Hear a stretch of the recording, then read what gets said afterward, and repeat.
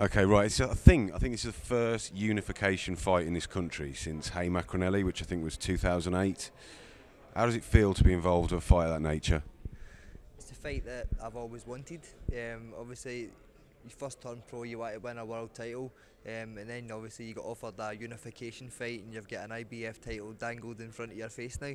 Honestly, I just can't stop smiling. I've always said, I would always fight whoever my promotional team put in front of me. I want to fight the best. Again, to get this opportunity is just unbelievable. But I think hopefully people will get off my back now. People saying that I don't want to fight the big fights, that I'm avoiding Adrian Broner. A lot of nonsense. MD knows me, knows I'm a fighter. I'll fight MD at all.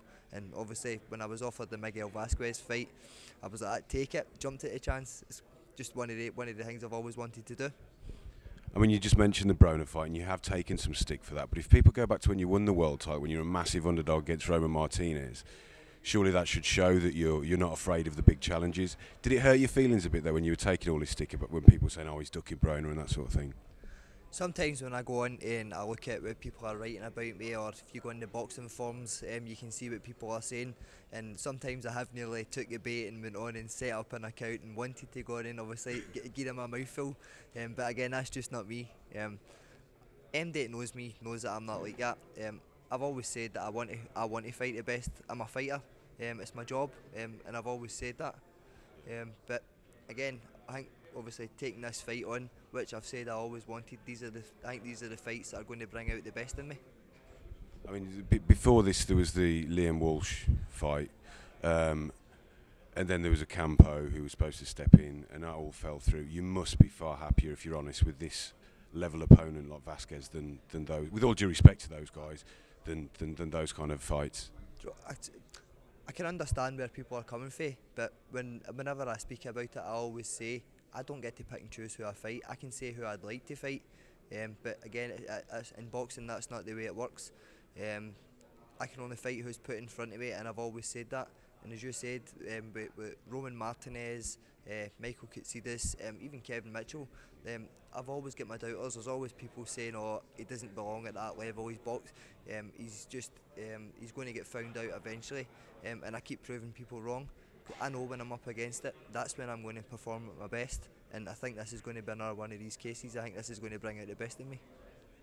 How many fights have you seen of Vasquez? I mean, I remember him when he beat Prescott, was when he kind of first came. That was going back a few years. Are you impressed with him? What does he bring that you're going to be particularly concerned about? I think he's a very good boxer.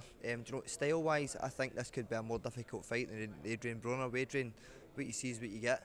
But obviously, he's Vasquez, very elusive. Likes to get in, get out. Doesn't really get hurt a lot. He can be your worst nightmare if I'm honest. But again, the way I like to fight now, he gets confirmed. I won't watch any footage of him at all. I'm going to concentrate on what I'm going to do.